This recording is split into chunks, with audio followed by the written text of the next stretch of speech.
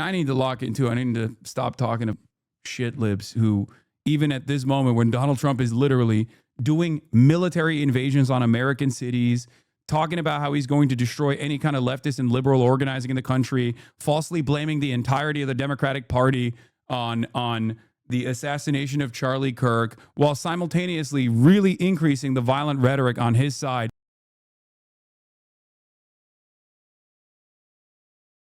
What is this? FBI, please look into this man immediately.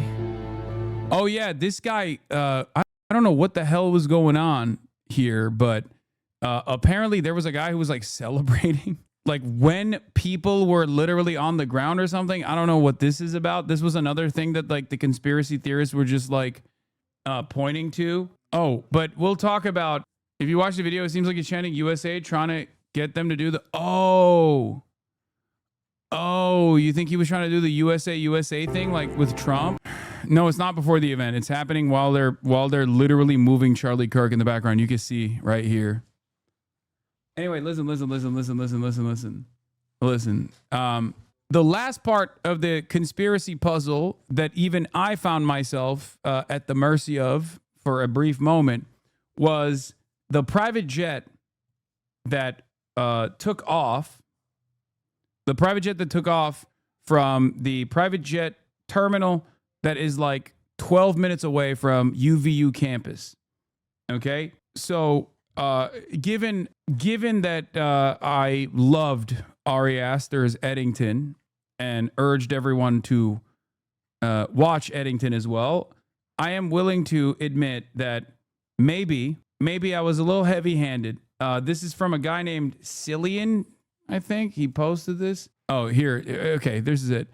Why did a private jet go dark for 20 minutes after Charlie Kirk was taken out? Let's line this up. Charlie Kirk is assassinated at a Utah Valley event. Exactly 12 minutes later, a private jet, tail number N888KG, departs from a private airfield just a few miles away. The jet's transponder goes dark mid-air. No radar signal, no flight path, no destination logged. It reappears headed back to the U.S., not wherever it went. No public manifest, no confirmed passengers, no statements from the FAA or FBI. The FBI's manhunt has yielded no suspect, no motive, and no arrest. So I thought it was like also very suspicious. The private jet turns off its ADB transponder, which and then it turns it back on when it's like landing in Provo, right? And I talked to Austin about this. I talked to a bunch of visual investigations people about this as well. And the thing is, that can happen. Like there are areas apparently where like that can just fail and you can just like lose connection. The websites that are tracking this stuff also are not very reliable in terms of like real-time information. I'm a pilot. Transponders aren't actually required for a lot of flight operations. Okay, that I mean, but it was on and then it turned off. That's what's suspicious about it. But when you look at it, it turns out that one, the websites that do real-time tracking are also not exactly very good. They're not always reliable. That's number one. And number two, there are dead zones, from what I understand. Yeah, okay, if it's flight radar, that just happens. Yeah. And from what I understand, that is potentially a dead zone as well. So that's, I think, a much better assessment of the situation. Who owns N8KG? Why wasn't the FAA grounded it? Anyway, why was it a transponder off? A violation of federal law, blah, blah, blah, all this stuff. But the pilot could have planned that going through a dead zone. Okay, but that's not reliable. I'm a better pilot, and the flight that aircraft was taking would have required a transponder. Okay, hold on. Is it common for private jets to take off the airfield? Yes. It's a private jet airfield. In Provo Airport, it left 30 minutes into the flight. The plane dropped its ADS-B, which shows location, altitude, speed, and air traffic control, and reappeared 45 minutes later, heading back to Provo. But no transponder on 9/11. Yeah, exactly. I just looked at the tail number on ADS-B Exchange, and it went through its flight history, and it makes the same trip it did yesterday a bunch of times. Yeah, I think it's just a Utah billionaire that uses, unironically, Taylor Swift style, uses his private jet to fly inside of Utah with regular frequency. That's what I think it is. But where was it? God damn it. There's a ton of dead zones. Not suspicious at all. NA8KG flew into an area with poor reception, nothing weird as far as I can tell, until they flew below the line of sight of local receivers that were broadcasting the whole way. Lots of mountains and valleys get in the way of reception too.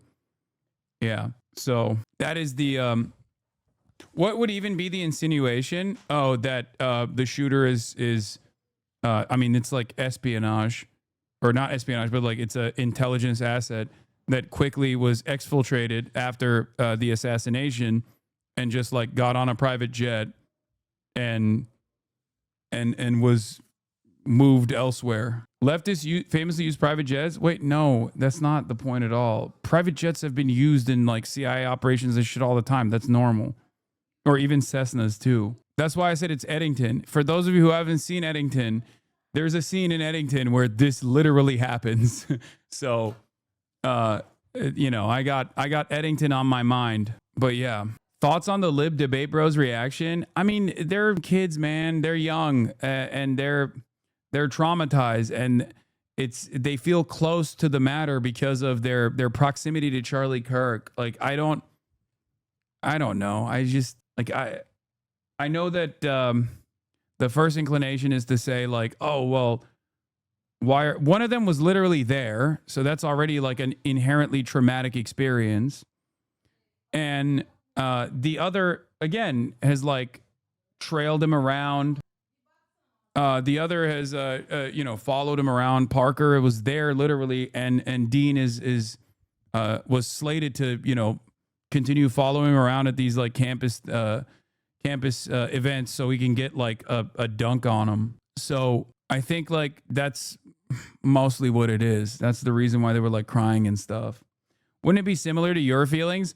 I mean, I'm a little bit older and been around the block quite a few times, and also have ideological convictions that it's just like that make me see every situation in a totally different lens. So, I mean, but I was traumatized by what I saw too, and remember, like, I look at traumatic incidents every day. I've seen the charred flesh of so many children in Gaza.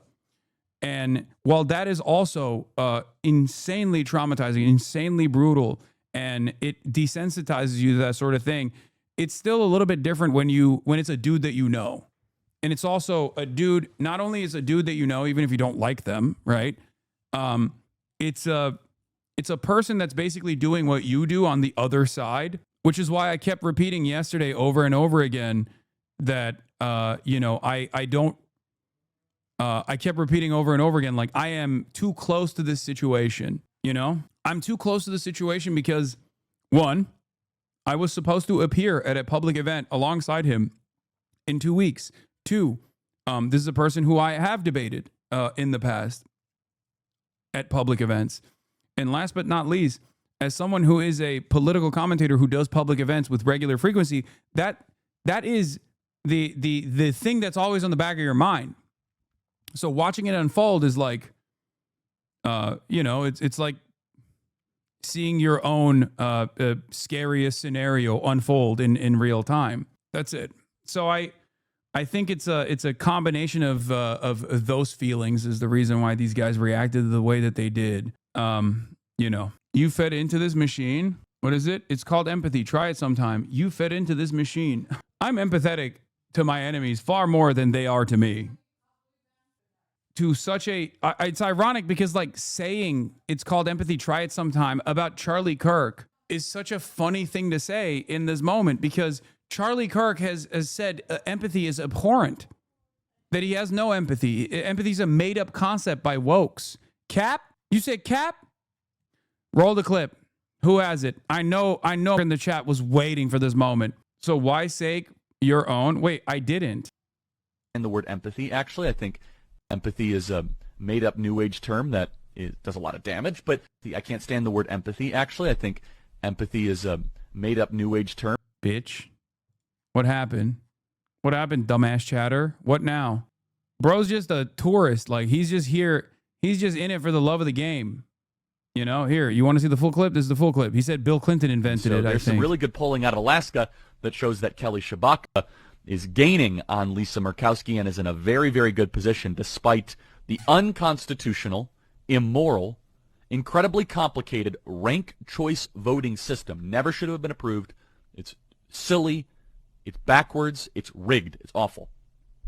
So the new communication strategy for Democrats, now that their polling advantage is collapsing in every single state, it's collapsing in Ohio, it's collapsing even in Arizona. It is now a race where Blake Masters is in striking distance. Kerry Lake is doing very, very well. The new communication strategy is not to do what Bill Clinton used to do, where he would say, I feel your pain. Instead, it is to say, you're actually not in pain. So let's just a little, very short clip. Bill Clinton in the 1990s, it was all about empathy and sympathy. I can't stand the word empathy, actually. I think empathy is a made-up New Age term that does a lot of damage, but it is very effective when it comes to politics. Sympathy I prefer more than empathy. That's a separate topic for a different time. Here's cut 65.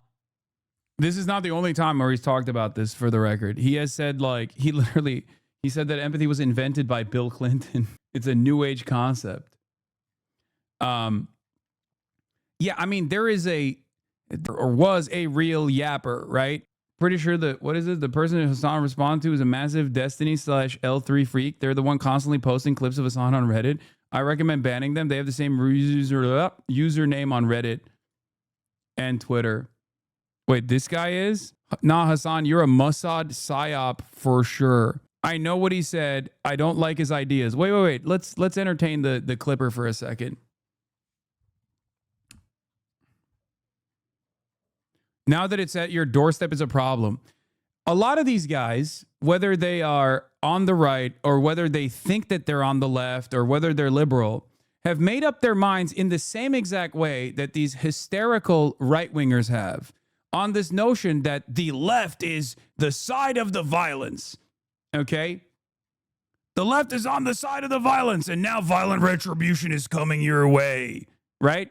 All they have in this situation is you the same, bro. That's all they got.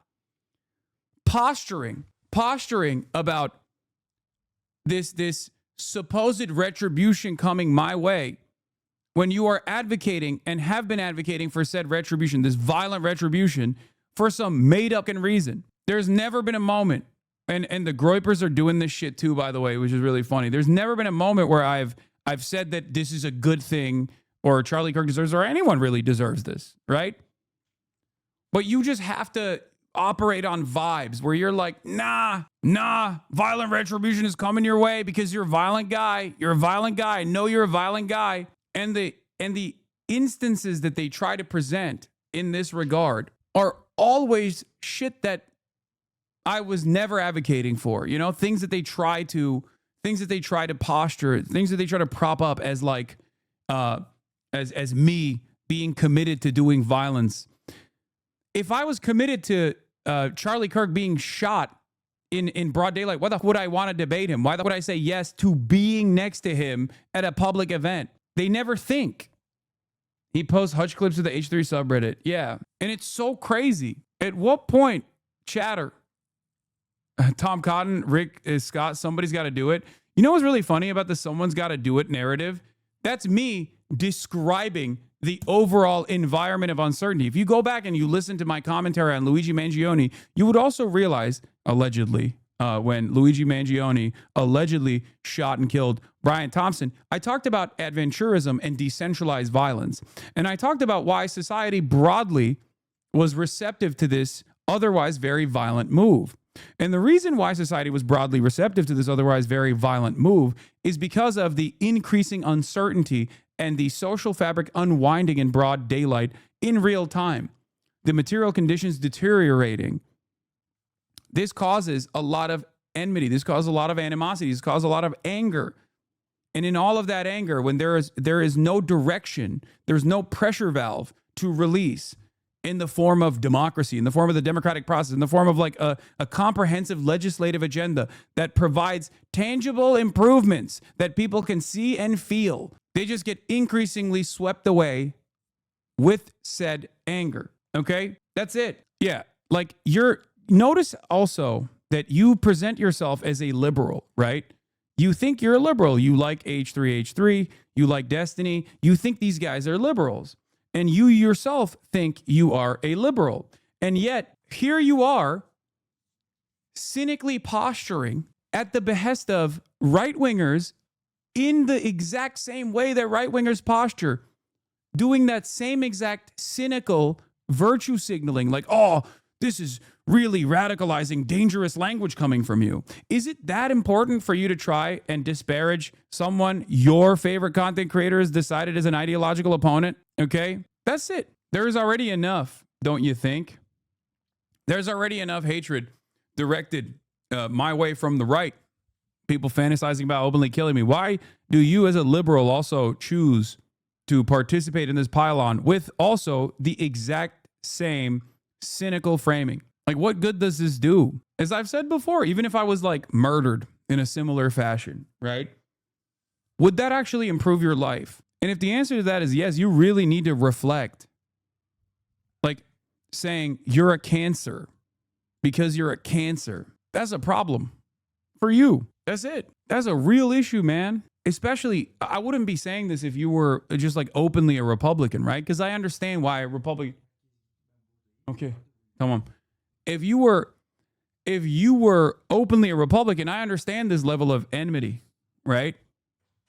I understand where you're coming from because Republicans have already deluded themselves into thinking that I'm like this cancerous force because I'm, anti-reactionary. I'm anti-fascist. I abhor all of these policies that they present. What I don't understand is when liberals do this, right? Liberals who have decided on their own that even in this time when there is so ever-present a danger of fascism in this country, they still turn around and go, nah, dude, it's not the Trump administration. It's not the Republicans. It's not the Republican commentary. It's actually the left. It's the leftist content creators. It's leftist organizing. It's a leftist Twitch streamer. You are a deeply unserious person, or you have a lot of unresolved issues internally if you don't understand what this moment requires. Okay? You need to lock in. That's it. And I need to lock in too. I need to stop talking to shit libs who, even at this moment when Donald Trump is literally doing military invasions on American cities, talking about how he's going to destroy any kind of leftist and liberal organizing in the country, falsely blaming the entirety of the Democratic Party on the assassination of Charlie Kirk, while simultaneously really increasing the violent rhetoric on his side. Those who still turn around and say, it's the left's fault. You are a deeply unserious person, or you are delusional about your loyalties. You actually are a Republican, most likely. That's it. It's lunatic behavior. It makes less sense than the way that Republicans present themselves.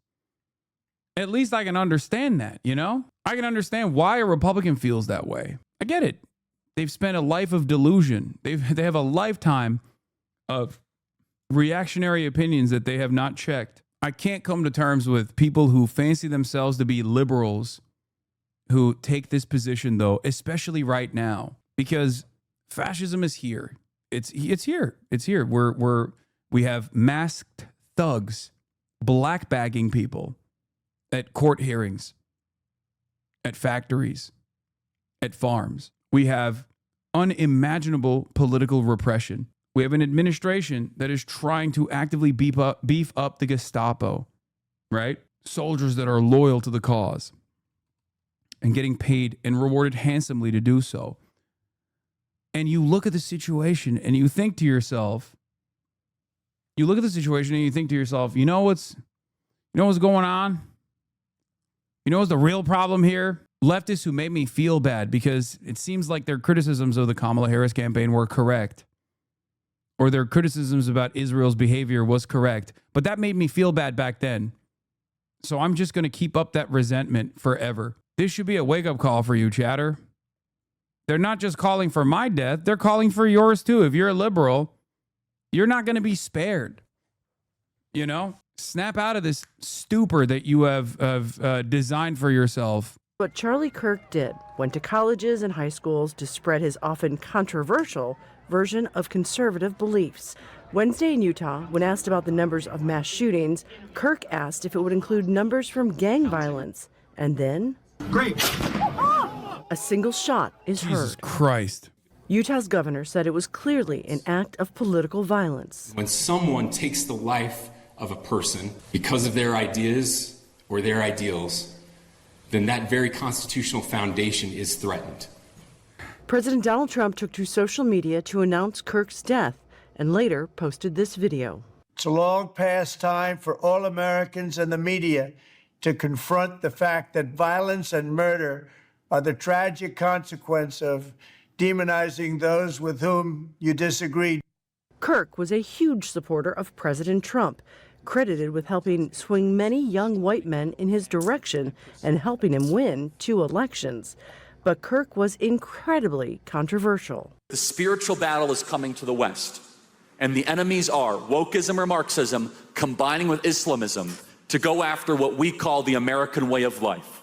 He often spent time on his podcast and social media degrading Islam, focusing on alleged crimes committed by African Americans against white people, once saying that the U.S. is the least racist country in the history of the world. Views that took hold with millions of his supporters, and there are concerns his death could lead to more violence. It's as bad as the 70s and 80s. And that's when we had a lot of political assassinations, some of the most famous ones, 60s, 70s. And we're getting to that point now where, I think in the 70s they were having 1,800 bombings a year. I mean, that's the situation we could be reliving now. Kirk was a big believer in the right to carry arms, once making this chilling remark. I think it's worth to have a cost of, unfortunately, some gun deaths every single year, so that we can have the Second Amendment to protect our other God-given rights. That is a prudent deal. It is rational. Oh my God. Now the question, with his death that authorities are calling a political assassination, lead to more violence in the United States. Patty Culhane, Al Jazeera, Washington. Don't miss out and get the full picture. Subscribe to Al Jazeera for reliable news. Charlie Kirk was a Dude, all of the impact stuff is so crazy. What is this? You may not realize that every time you call the right Nazis, Gestapos, fascists, you feel some psycho to do something crazy like this because they think they're ridding the world of evil. We have to stop this rhetoric. Words have power. You do realize that virtually every single Republican has called for my assassination by saying that I am responsible for 9/11, loved 9/11, want more 9/11s to happen, am a terrorist, interviewed terrorists, love terrorism, and want it to happen all the time. If you think that in some hypothetical scenario where there's going to be violent retribution towards the right because I'm correctly pointing out fascist sentiment, then what the do you have to say about the other side's argumentation? And they don't just call me that either, by the way. Okay? They call elected representatives that all the time. There is a major asymmetry in the violent rhetoric when it comes to active politicians on the right versus Democrat Party politicians on the left. You have not been able to figure out this asymmetry, though, because I assume that you are more angry about people calling out the fascism rather than the actual fascism itself. And that's the problem. You should be angry about the fascism. You should be angry about fascist behavior. You should be angry about Nazi behavior. Do you understand? This attitude is the identical one that Trump presented, as a matter of fact. He said, people that call me a Nazi, people that call me a fascist, were basically calling for my death. People that did that for Charlie were basically calling for his death. And now, this fascist administration is going to take action against people who correctly point out supremacist ideals. They're going to, you're calling us a Nazi, their way into a Nazi development. What are we doing here? This is so ridiculous. Yeah, what does Chatter believes right-wingers think should be done to those who are branded terrorists or commies? Exactly. I think the point is that the Nazi claims appear hollow and hyperbolic considering the atrocities that Nazis committed. I know. I've heard from squishy libs over and over again. You can't call this a Nazi. You can't call that a Nazi. You're calling everything a Nazi. Meanwhile, that permission structure only deflates to a certain degree where it's only Adolf Hitler that was a Nazi and nobody else. Okay? These are not hyperbolic or hollow claims. If someone is trying to design concentration camps and actually take away the citizenship of whoever they have decided are branded as villains, okay, then it is identical to the way that Nazis formed their political ideology. That's it. Considering that to be very similar to the early stages of Nazi development and calling it out as such is not wrong. The only reason why you think it's wrong is because you don't disagree with the policies of this administration. And instead of trying to reckon with that, instead of trying to offer counter narratives as to why this administration is different somehow, or the policies are different somehow, the ideological underpinnings are actually totally not the same as Nazi Germany, okay? You just posture vaguely and point to the aesthetic critique. That's it. And the same goes for Israel as well. An ideology of ethnic and religious supremacy, an exterminationist principle, consistently dehumanizing and advocating to exterminate the outgroup, Palestinians, Arabs, people who are not Jewish. It is a one-to-one comparison. It doesn't have to be the exact same methods that were deployed, gas chambers and death camps and concentration camps, for something to be considered fascist or Nazi, okay? And Republican politicians are saying this now. Yeah. This man says this on the House floor and will turn around and say Republicans just want to be civil. They spread hate and fuel anger and cry when the fire they set consumes them. There's no longer any middle ground. Some on the American left are undoubtedly well-meaning people, but their ideology is pure evil. They hate God, the truth, the beautiful, and embrace the evil, the false, and the ugly. It's not only like violent rhetoric, which is, I mean, it's just a part of the process, right? But it's also wrong. Do you understand? For us, well, everything has changed. If we didn't know it already, there is no longer any middle ground. Some on the American left are undoubtedly well-meaning people, but their ideology is pure evil. They hate the good, the truth, and the beautiful, and embrace the evil, the false, and the ugly. And they literally will kill those with whom they disagree, just as their predecessor, leftists, Marx and Stalin and Lenin and Pol Pot and Fidel Castro did. We must know that. And you are the opposite of Charlie Kirk politically in a different reality. We'd be watching Charlie Kirk cover your death. Both sides are wrong, and people need to come together. No side is morally above the other. This does nothing to make us weaker as a country. Dog, my worldview does not revolve around consistently claiming that an ethnic group or any sort of inalienable characteristic or trait means that someone is inferior, okay? There is no both sides on this. This is fucking delusional. I believe in a very radical proposition that everyone has the capacity to reform and rehabilitate, okay? That's what I believe. People who just sit around and go, both sides are the same is crazy. Charlie Kirk has spent a lifetime fucking talking about like how fearful he is of a black pilot, of the Civil Rights Act was actually a mistake. Like consistently trying to draw the clock of progress backwards to the best of his ability, and to some success, as a matter of fact. People with no political convictions who cannot comprehend how different ideologies yield different outcomes just look at the situation from afar and go, these guys are both talking about politics. You're not wrong when you say I'm the opposite of Charlie Kirk politically, okay? You're not wrong about that at all. It's something that I say too. I am diametrically opposed to everything that he presented, every single thing, okay? That's part of the reason why a lot of people want me dead as well, okay? But to say that the world that we want to see, the design that we have for a better future is equally as violent or abhorrent or repugnant is insane.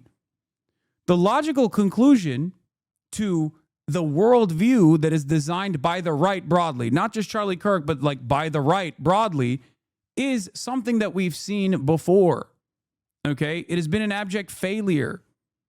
It's led to concentration camps. It's led to permanent violence, death and destruction of groups that have been designed as the ultimate villains of society for no other reason other than the fact that they were a valuable target. They were a good enough distraction for these populations to hyper-focus on. I don't do that. I want universal healthcare. I want a nationalized healthcare system. I want public housing, okay? These two things are not the same.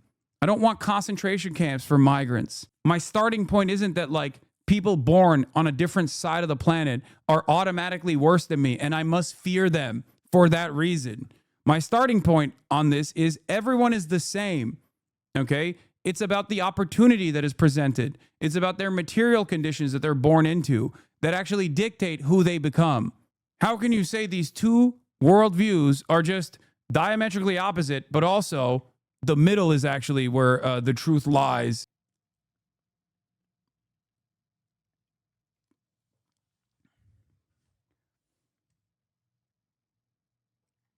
Anyway, yeah, let's get back to the way that this both sides are the same nonsensical bullshit. Okay.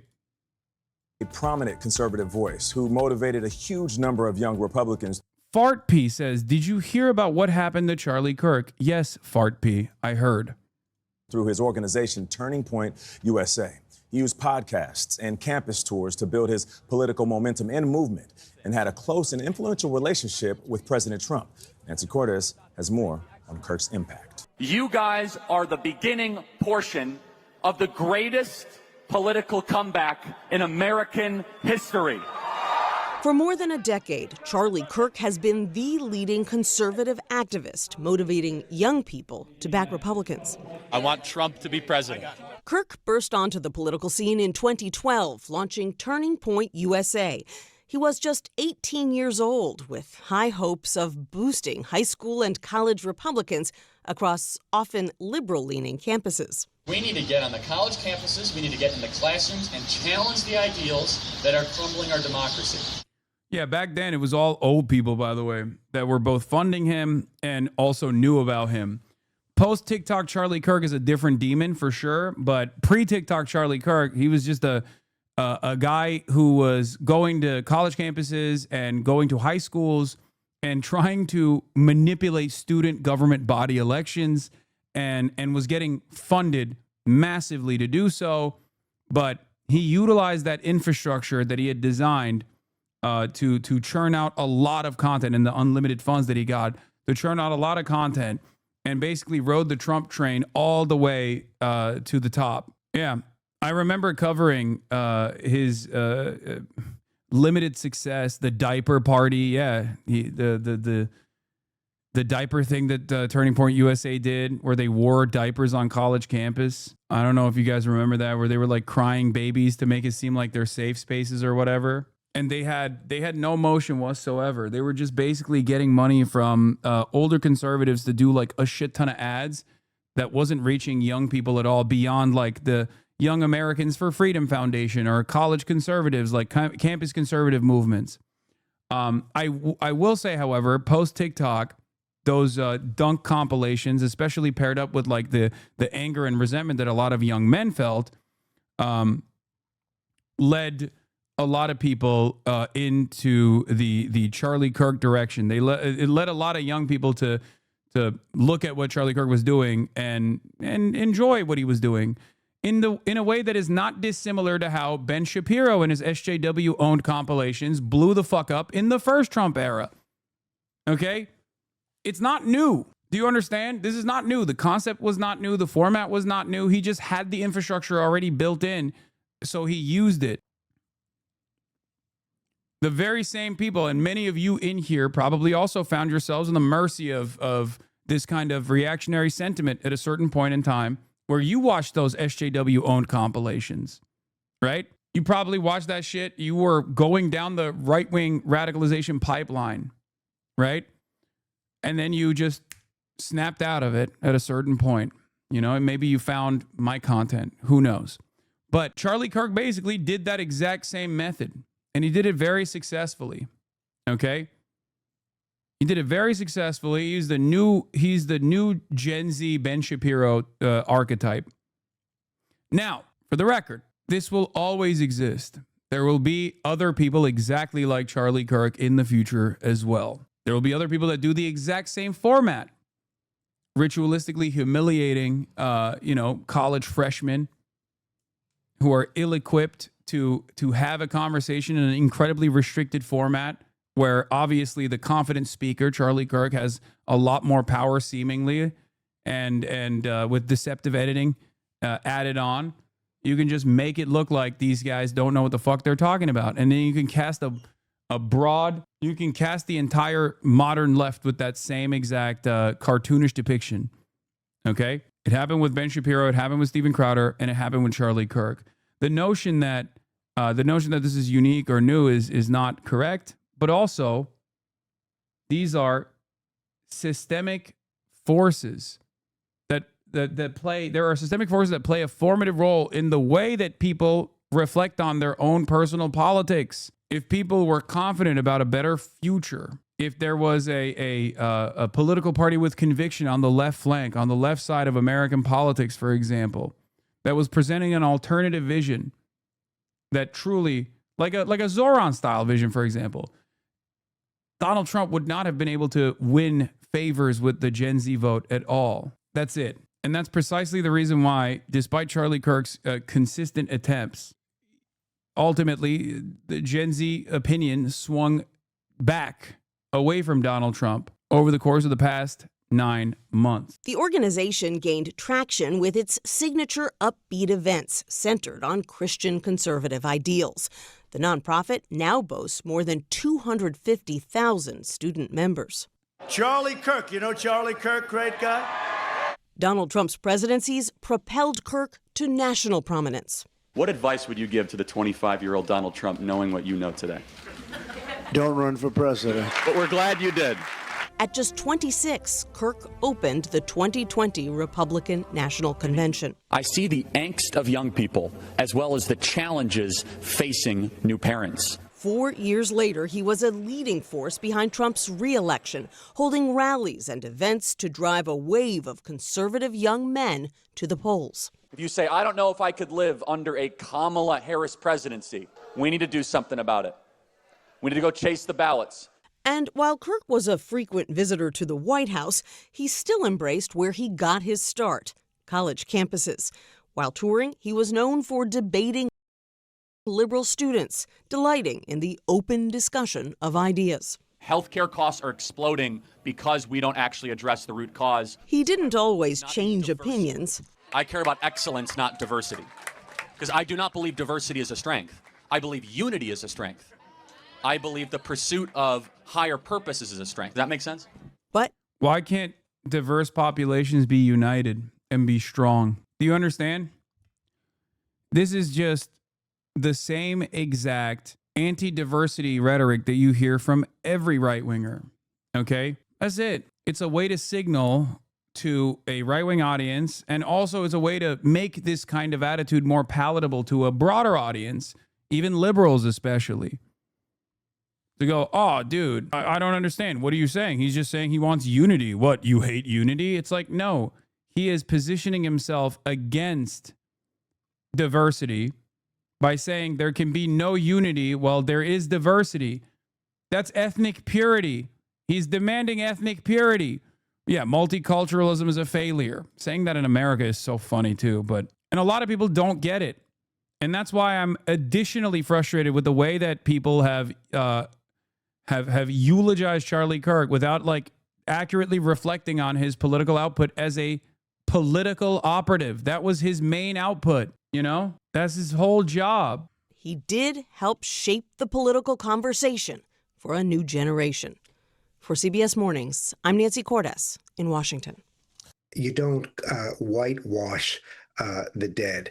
Kirk did not practice politics in the right way. He boasted of fomenting the J6 insurrection. As I said, he called for televised executions. He used the most vile language. He practiced a McCarthyism on campuses. This is not free speech. There is no need in speaking. We can speak against political violence without somehow twisting ourselves around to defend others who spoke for it. We don't. Yeah, that's it. It's true. Have to imitate Kirk's violent rhetoric. No one cares if it was someone like you because it would be another terrorist dead.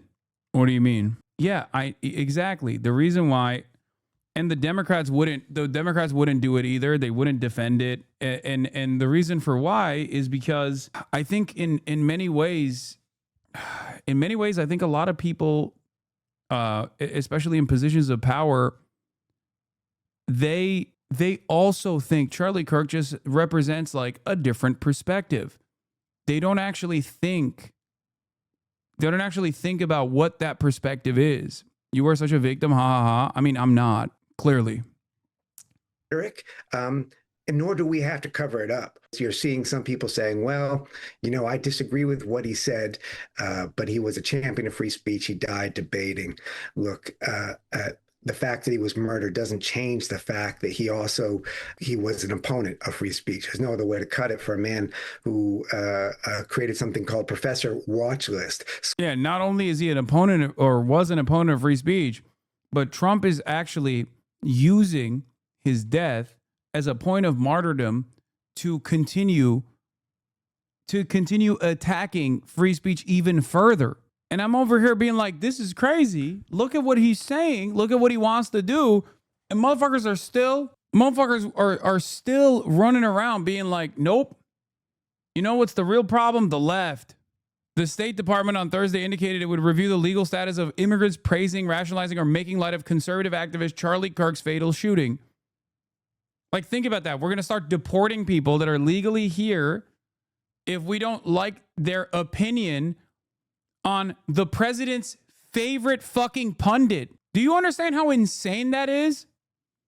It was already insane from the start to apply this kind of metric to sufficient loyalty to a foreign state, Israel. But how can people not realize that this right here is a clear-cut violation of free speech? It's crazy. School board watch list to name and frighten people from teaching, who advocated restrictions on what school teachers could teach. Our chief Washington correspondent, John Carl, who spoke to the president right after the shooting. What is this? It's not about not licking Charlie. It's about making fun of him. What are you talking about? What are you talking about? At what point is deportation appropriate for making fun of someone who died? Like even that. Are you fucking insane? How can you look at the situation and go, do you think I would be on board with deporting? Do you think I would be on board with because he's American? Okay, so am I.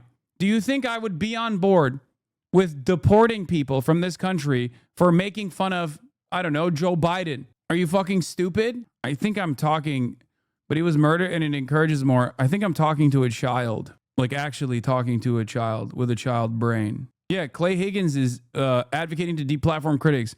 I'm going to use the congressional authority and every influence of big tech platforms to mandate immediate ban for life of every post or commenter that belittled the assassination of Charlie Kirk. If they ran their mouth with their smart-ass hatred celebrating the heinous murder of that beautiful young man who dedicated his whole life to delivering respectful conservative truth to the hearts of liberal enclave universities, armed with only a Bible and a microphone and a constitution, those profiles must come down. So I'm going to lean forward in this fight. Ironically enough, you're talking about defending the Constitution while also actively demanding an unconstitutional thing. Okay? Because you're not a random guy. You are demanding with the authority that you have with the government, the authority given to you with the government to actually encroach on free speech. Now, I don't think it's going to happen regardless, but it's just so crazy that these guys don't even recognize what the fuck they're saying. Here's what Clay Higgins had to, of classic, another this you moment. Here's what Clay Higgins had to say on social media after the attempted murder of Nancy Pelosi's husband. That moment you realized the nudist hippie male prostitute LSD guy was the reason your husband didn't make it to your fundraiser. By your own words, freedom of speech has consequences. Now it's against your side and you cry. This is comedy. What are you saying? If you have an issue with what I have to say, you can yell about it every day. And people do all the time. I don't give a shit. Suck my dick. What we're talking about is an actual violation of free speech, you dumb fuck, which is when the government actually intervenes in free discourse. What are you talking about? The shoe's on the other foot. How does it feel? You literally can look at your own words, moron. Oh my God. Sometimes I feel like it's just too much of a foolhardy endeavor to try to fucking to try to talk to people that are just too stupid to understand the English language. There's a difference between me saying, whatever the fuck I'm saying and you not liking that and yelling at me over it. That's fine. People do that to me every day. Some people on the left even do that to me every day. Who gives a fuck? You want to attack our culture, feel the consequences? Our culture? What is your culture? What are you saying? If your culture is abiding by the constitutional protections, which literally very clearly define that the government cannot interfere in free discourse, in free speech, then it's not your culture anymore. You're defending a totally different culture. That's it. It means we can't live alongside with your murderous intent for now. And you're also fucking fantasizing about like murderous intent that I have for you. I don't have murderous intent for you. The monkey's paw has curled. You want to attack our culture, feel the consequences. The monkey's paw has curled. The hogs are back in chat. No, I love that. I'm fine. I'm excited that the hogs are here again. I miss them. It's important to understand. It is important to understand what these guys think, what these guys believe. Okay? This is what years of imagined self-victimization amounts to. They have built the permission structure to justify any suppression, violence, or harm. Yeah, I want to brutalize you and attack you by giving you free healthcare. I want to brutalize you and attack you by making sure that your fucking material conditions improve, okay? So that you no longer have to fear that you're going to be priced out of the housing market and live on the fucking street. That's what I want to do, regardless of whatever your fucking dumbass ideology is.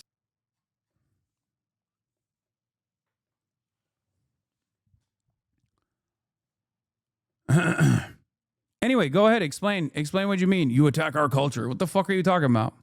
What is your culture? Anyway, this is not American. This is un-American.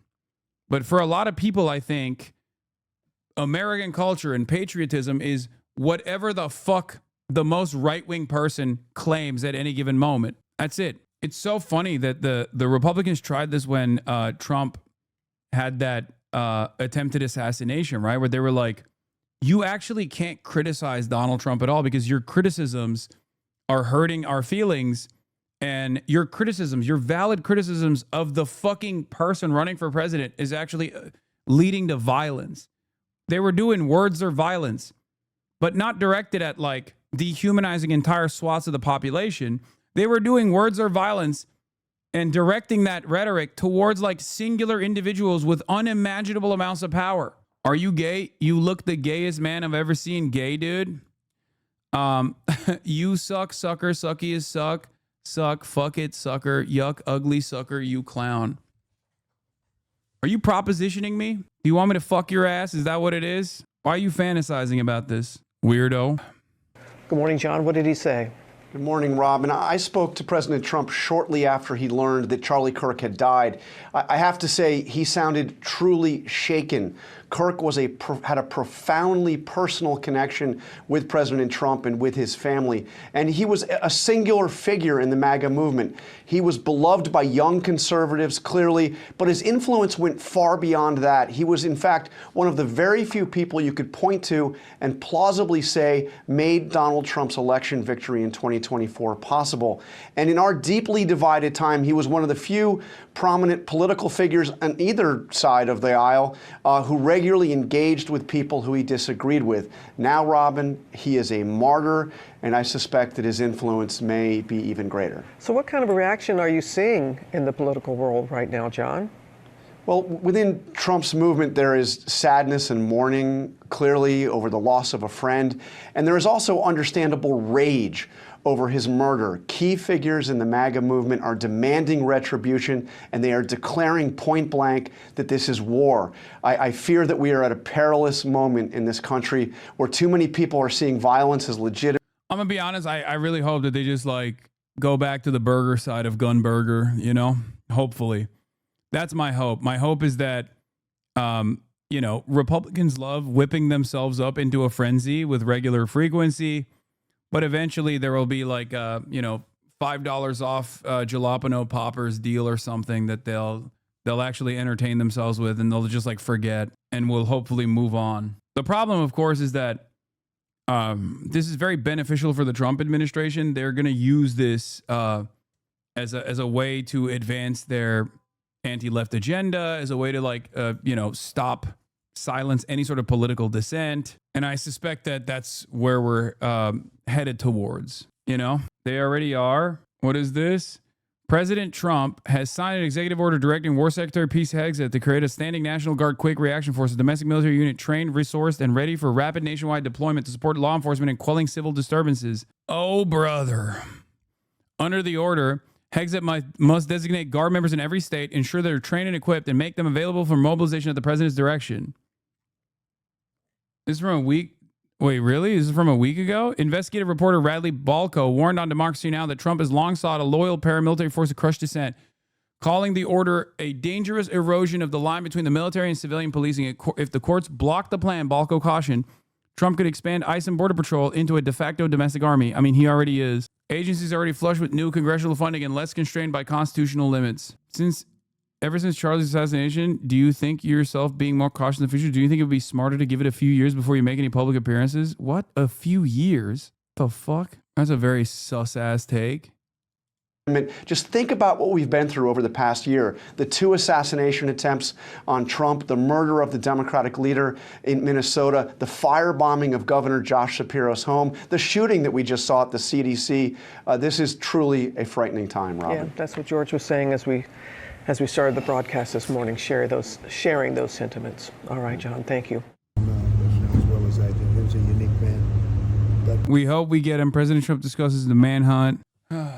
FBI hunt for Charlie Kirk's killer is continuing. Dude, the incompetence demonstrated by the FBI is pretty crazy, though, actually. And this is how it looks. Sheriff Department, police force, SWAT team, they were all over.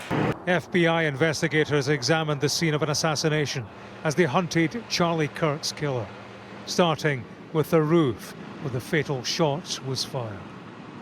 They issued 2 images of what they called a person of interest, a man of university age in baseball cap and shades, wearing a jumper bearing what appears to be the American flag and eagle.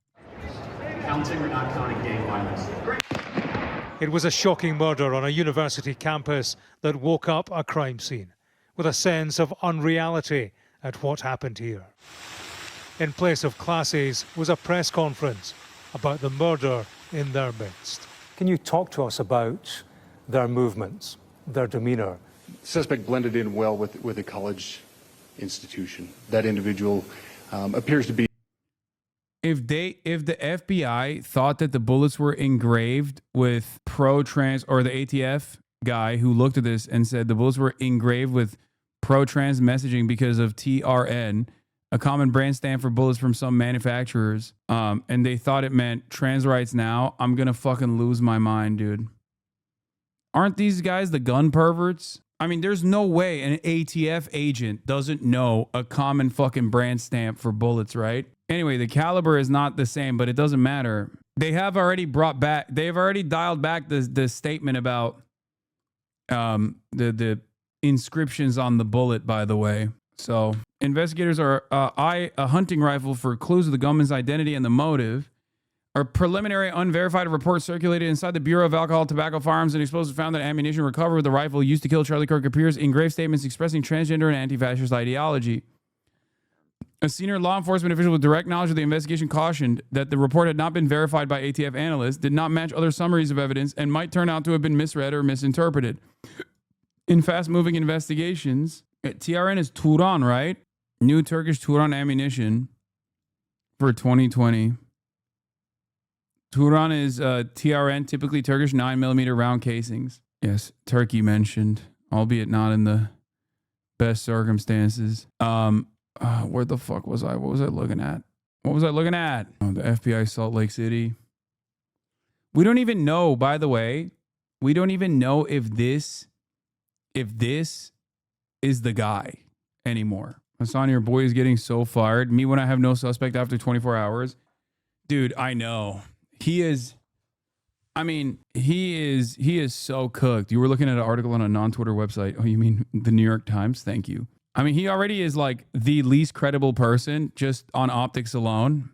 No pun intended. But he has been so unimaginably incompetent in his communications throughout this process. Like, it would have been better for him to not say anything for the past 48 hours than to say the things that he had. Oh, we apprehended him. Oh, we got him. Nip, never mind. We didn't get him. It was somebody else. Saying subject instead of suspect is funny to me. Anyway, an older Mauser 36 caliber high-powered bolt-action rifle was recovered in a wooded area just off the college campus in Utah where Mr. Kirk was shot, according to 5 federal law enforcement officials. Several cartridges, including what appeared to be a spent round in the rifle's chamber, were recovered.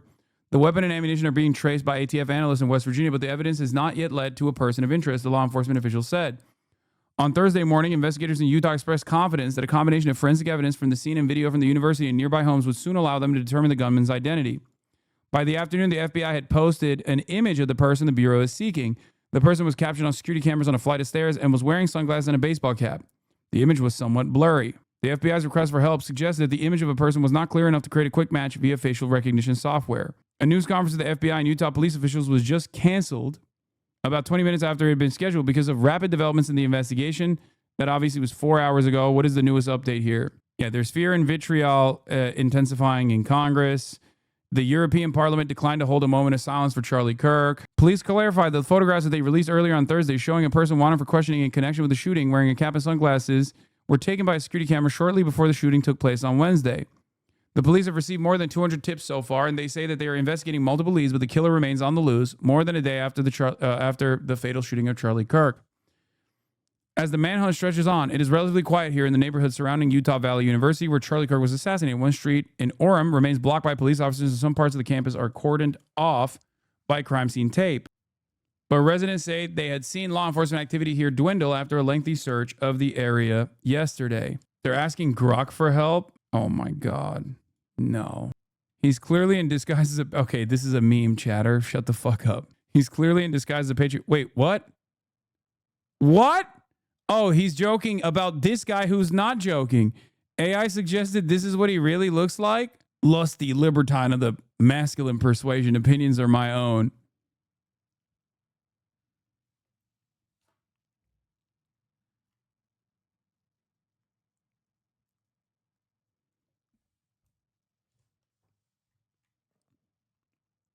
What? Attempted to enhance and polish a grainy image of the person of interest in the shooting of Charlie Kirk. Grok has somehow turned the man into someone who looks more like the Venezuelan president Nicolas Maduro here, with a secret third hand. More right-wing clanker psychosis on the shooter. They're not going to catch anyone at this point. Thank God for AI. It could be any of these fake people. Much better view of his face. How is that a better view of his face? That's not... What are you doing? Sharpened a little. Had AI clean it, and this is what I get. That's Gemini cleaning up the pixels. Bro, I'm serious. We are so cooked. Because Kash Patel is exactly the kind of dipshit who I feel like would do this, who would get duped by this. Okay? I could totally see that. They're transvestigating. Oh my God. What an incredible moment in time. Old enough to remember the ineptitude of Reddit detectives misidentifying the Boston bomber. Now we have AI guys transvestigating suspects by using Gemini to enhance the image, thereby making a ton of new fake photos. Just incredible stuff. Based on the body shape, hand size, jawline, and apparent lack of prominent Adam's apple, you might be looking at a biological female either transitioning into male or disguised as a male. And then this guy turns around and says, women can't shoot like that. That's the other thing. That was definitely a part of the... Bro, a part of the problem was like a lot of people immediately were like, oh yeah, this guy's a real good shot. Like this is a professional operation.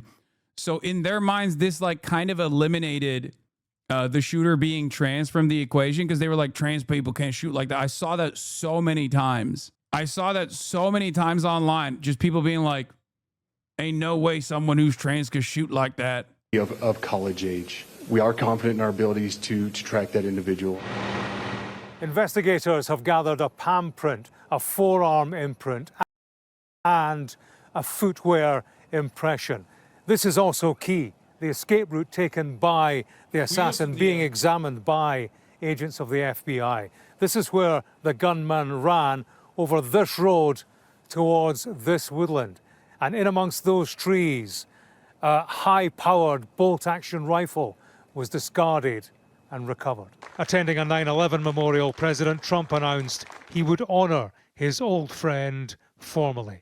I'm pleased to announce that I will soon be awarding Charlie Kirk posthumously the Presidential Medal of Freedom The date of the ceremony will be announced, and I can only guarantee you one thing, that we will have a very big crowd. Charlie Kirk was a significant player in the Republican movement. My name is Charlie Kirk. In Utah, arrangements were made to fly his casket home to Arizona aboard Air Force Two. Vice President J.D. Vance flew to Utah to make a last journey with his political soulmate. Overnight at the hospital where they tried but failed to save Charlie Kirk, members of the public paid tribute, some who'd witnessed the horror. And I was doing okay. And then I was putting my 5-year-old to bed, and she had me read her story about love. I just couldn't finish the story. I was thinking about Charlie's little girls, his wife. He was such a powerful human being. The FBI has issued a reward of up to $100,000 for information leading to an arrest. It is a bounty of some size and a manhunt of some significance. James Matthews, Sky News, in Orem, Utah. Ne diyorsun baba? Ne? Hayır. This morning, the murder of Charlie Kirk is heightening concern about the rise in cases of political violence across the country. Our nation is broken, and I want to be very clear that this is a political assassination. Charlie Kirk's a cat. Dude, I saw so many videos on Twitter and also on TikTok of angry conservatives crying and screaming bloody murder, saying that they are going to enact a revenge of the most epic proportions that no one has ever seen before. And once again, considering that, well, I mean, Trump survived, but considering that, like, in the shortly in the aftermath of Trump's assassination attempt, that people just like kind of went back to business as usual. I really do hope that this just stays to like a brief period of people doing these fake bomb threats, and then it goes away without like any sort of real vengeance quest by people who decide to take matters into their own fucking hands. I do, however, fear that the administration is not going to let this go and will absolutely use this as a reason to continue enacting a dangerous political agenda, a fascist political agenda of political persecution of dissidents. Of war. Then candidate Trump was shot at a campaign rally in Pennsylvania last year. An audience member, firefighter Corey Comparator, was killed. Months later, a second attempt on Trump's life at his Florida golf course. The suspect is now on trial. This past June, a Minnesota state representative and her husband were shot and killed in their home. And in April, police say a man tried to kill Pennsylvania, setting his home on fire. This kind of violence is becoming far too common in our society. It is not okay, and it has to stop. The list goes on. Then House Speaker Nancy Pelosi's husband was attacked in his home. And years earlier, Congressman Steve Scalise was shot at a congressional baseball game. This year, threats against members of Congress are surging, with nearly 14,000 compared to 9,000 during all of last year. Many are asking, is the political temperature too hot? Whenever people say like, somebody's got to do it, like you've done the somebody's got to do it conversation, this is precisely what I'm talking about. I'm analyzing the environment and the temperature and how average normies are basically saying somebody's got to do it.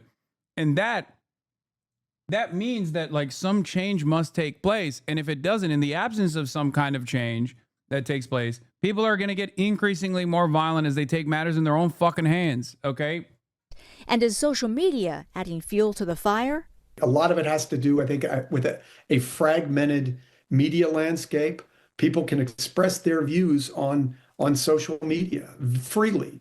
And I think that breeds a certain amount of incivility and division. Historian Mark Updegrove compares today's political divisions to the 1960s. The last time we saw a political climate that was as heated and divided as we're seeing today was the 1960s, a very tumultuous, tempestuous time in our history, where we saw the assassination of John F. Kennedy in 1963, Malcolm X in 1964 and Martin Luther King and Robert Kennedy in 1968. It shook this country to its very foundations. And it was a time of great change and upheaval. We saw the civil rights movement in full bloom. We saw the Vietnam War, which was wildly unpopular. Famously, all right-wing figures that once again were assassinated by the political left, I guess. Yeah, I wonder who was responsible for half of those fucking assassinations. Yeah, he's a based conspiracy parapolitics guy. And he's saying the CIA assassinated Charlie Kirk. Popular. These things ripped us apart as a nation. Eventually, we came out of it. But I think we saw then that political violence was not the answer to our problems. As for the threats against Congress, more funding has been allocated to boost security. Elizabeth, Perry. Andrea, thank you. A moment of silence for Charlie Kirk on Capitol Hill turned chaotic. The moment of silence gave way to a shouting match. Let's wait a minute. The House will be in order. The House will be in order. A Republican House member asked lawmakers to pray for Charlie Kirk. Democrats then demanded prayers for the victims of yesterday's school shooting in Colorado. One Democrat shouting, "Pass some gun laws." Charlie Kirk, of course, for all of us who know him, who knew him, remembered for so many things today. And one of them is his staunch support of Israel. He visited in 2018. I remember. That was the first time I met him. Dude, this is the craziest. This is the craziest eulogy yet, by the way. Didn't even see this? Eric Adams tweeted about you? No, I did see it. Dog, you literally had Sneeko on your fucking stream. He denies the Holocaust. What do you mean You can't be playing the association game. Anyway, let's continue. It was at the U.S. Embassy after it had moved to Jerusalem from Tel Aviv. That was one of then President Trump's first term decisions. And Charlie was there also the following year, supporting Israel's war against Hamas and against the anti-Semitism that followed. Wow. When we as Christians go to Israel, we are celebrated and treated like the most amazing you could ever imagine. Okay? Israel changed my life. When I went to Israel, I was reading Bible stories my whole life as a committed Christian. And all of a sudden, I had a life-changing experience. The nation of Israel actually has a place in God's plan for us on this planet. There's something special about Israel, and I think we have a moral commitment to that land. Bro, I should have just shown this morning instead of debating people on whether or not he had a fucking change of heart. Israeli community has been very welcoming of us as Christians and our faith, the homeland. Yeah, they only spat on me like once or twice, bro. It was fucking dope. The number of spitting incidents was so limited. People greatly exaggerate how many times you get spit on. It's like twice. Barely any spit at all. And it will not go unnoticed. The Israeli Foreign Ministry said this morning Charlie Kirk was a steadfast friend of Israel and a true ally of the Jewish people. He stood proudly for the Judeo-Christian values which bind Israel and America. And Charlie's fearless commitment to truth and freedom cost him his life. Violence may have taken him, but it cannot silence his legacy. May his memory be a blessing. The Prime Minister of Israel, Benjamin Netanyahu, in focus now. Prime Minister, you have your own... It's so insane to me that this fucking war criminal took time out from his unlimited baby murder campaign to offer his condolences to motherfucking Charlie Kirk on Fox News. I'm looking at to see if there's just mostly Israeli people saying like they look up to Charlie Kirk. Memories of Charlie Kirk. Please share them. Well, Harris, before I do that, I have to say that we're just heartbroken. Myself, my wife, my family, my son actually, on his 2019 visit to Israel, had lunch with him and his wife, Erica. We're shattered first as human beings because a great human being. Was an extraordinary friend. He said, he wrote me a letter on May 2nd this year. He said, one of my greatest joys as a Christian is advocating for Israel and forming alliances to defend Judeo-Christian civilization. A few weeks before the tragedy yesterday, I called him and I spoke to him and I said, please come to Israel. I invited him to Israel. And sadly, that visit will not take place. But he was a defender of our common Judeo-Christian civilization. He was unbelievably excited to walk in the footsteps of Jesus here. He valued our bond, the bond between America and Israel. He did so many things to defend free speech. He had his truth. He stood up for it. But he said, you can come and debate me. He invited that debate. Bro, free speech is so crazy. Saying Charlie Kirk loves free speech is crazy. One of these LARPers says something that will stick with me forever. The next American Civil War is going to have a lot of factions. Make allies where you can, brothers and sisters. Pick your trench mates now or they will be picked for you later. Tarbers. I guarantee a lot of those pronouns melt away when they're staring down the barrel of a gun. Exactly why blue-pilled normie cons will die. They'll point their guns at some gender bender or anarchist. He'll renounce his ways to get out of it, then kill them later. Why is this guy taking an L in his own, like, ultra-violent fantasy of civil war? He certainly didn't invite the violence, the horrible violence that tried to silence him. And, you know, this is a worldwide problem. The people on the extremes, the Islamists, the radical Islamists, and their union with the ultra progressives, they often speak about human rights. They speak about free speech, but they use violence to try to take down their enemies. Whether it's President Trump, who's been almost assassinated twice, or they try to kill me here too. But they got Charlie Kirk, and it's just heartbreaking. You know, the young people in both our countries look to him, and I don't know what is being said with regard to that right now in Israel, but I am curious. I mean, he is a beacon for so many in his young generation. Your last quick thought. Look, sometimes people can be irreplaceable. Charlie was 31 years old. He was a great hero of our common roots and common culture. My own brother, my older brother, was 30 years old when he died trying to successfully rescuing Israeli hostages that were held by German and Arab terrorists in Entebbe, Uganda. And I often I thought about my brother all my life, and I think of Charlie. I'll be thinking of Charlie all my life. You know, they're gone, and maybe they're once in a generation, but generations then live by their legacy. Amen to that. Prime Minister Netanyahu, grateful for your... Yeah, Benjamin Netanyahu said someone tried to assassinate him, but of course didn't reveal that the person who tried to assassinate Benjamin Netanyahu was like an 83-year-old Jewish aunt. That's not even a joke. That literally happened. An Israeli Jewish aunt who's like 80 plus years old was stopped before she could complete her assassination attempt. Christina Coleman is back live with that. Christina. That's right, Tracy. We're hearing that this political contributor, Matthew Dode, got fired. And unfortunately, some on the left in the media, they've made some controversial comments following Charlie Kirk's political assassination. Take a listen. After one of the Doge employees was allegedly attacked in Washington, D.C., that's what Donald Trump used as justification to send in federal troops into Washington, D.C. to get things under control. You can imagine the administration using this as a justification for... Bro, how does TMC get this before law enforcement, bro? This is camera footage of the suspect walking. Also, he's limping. What the fuck?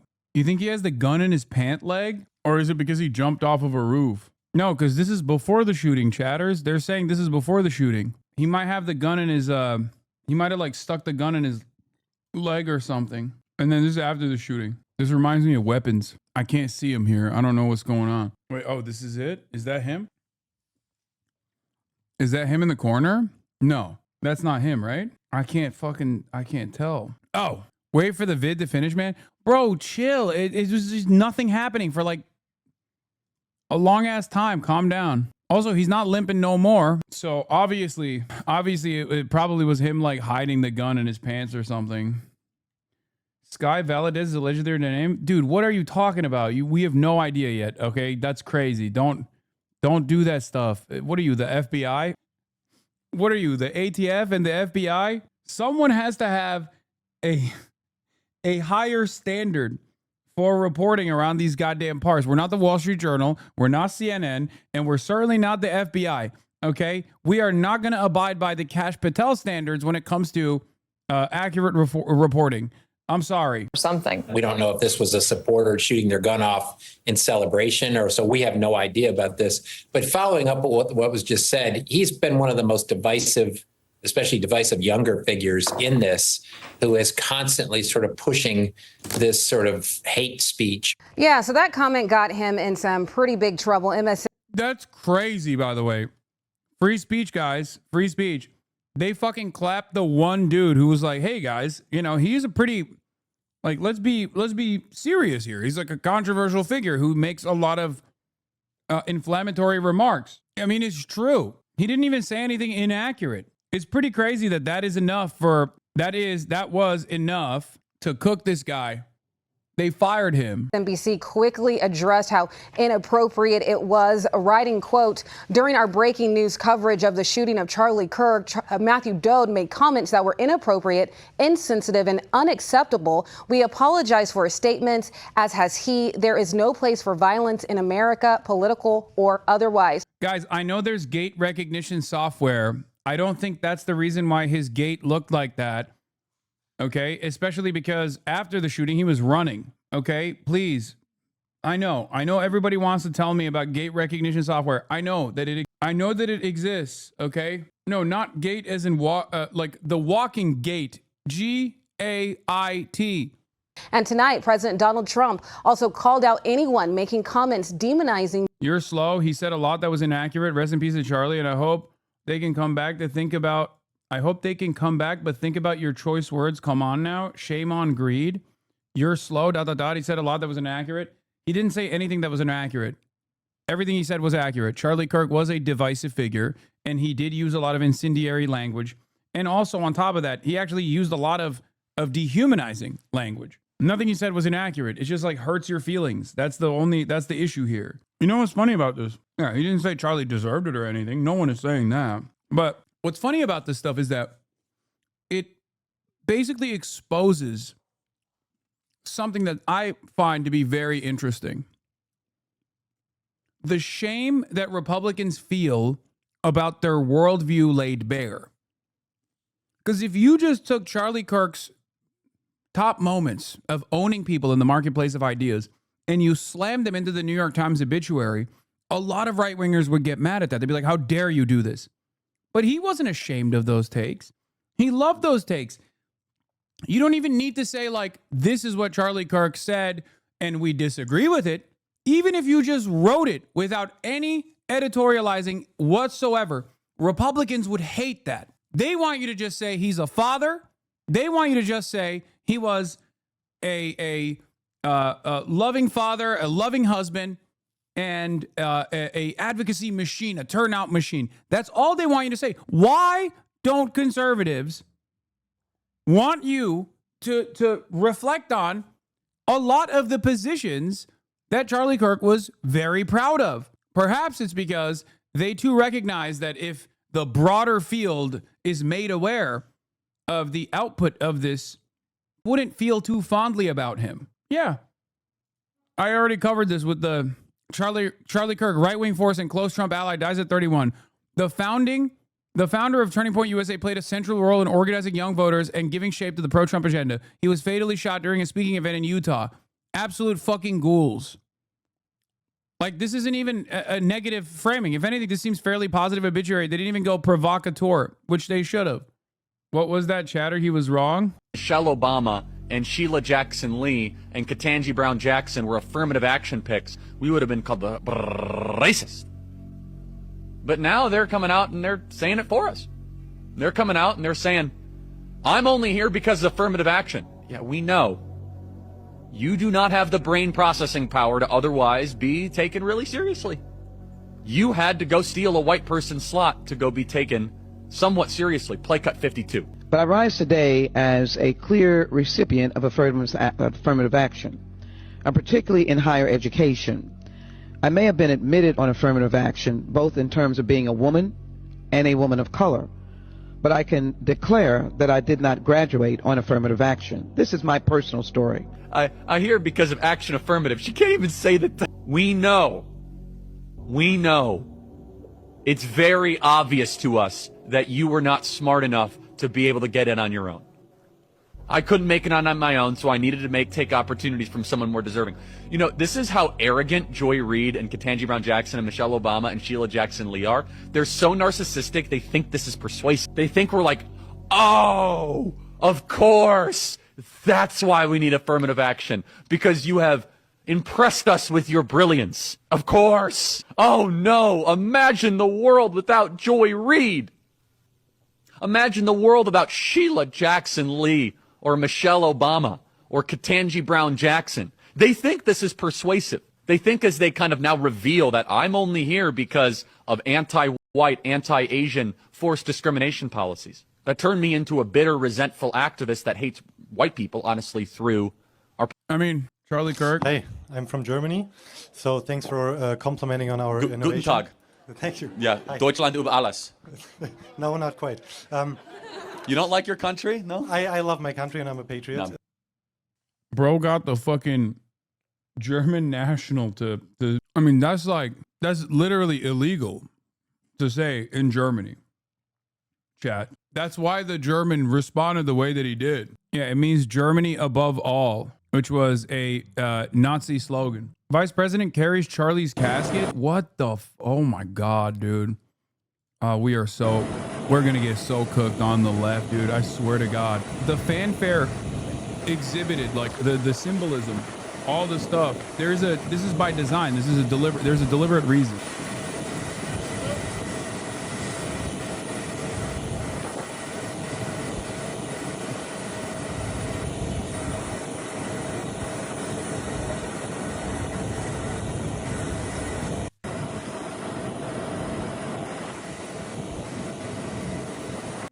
Bidaka Baba, I think you're muted. No, I muted myself for a second because my dad is trying to talk to me because he wants me to order food. Or rather, I ordered food already for him, but there's been an issue.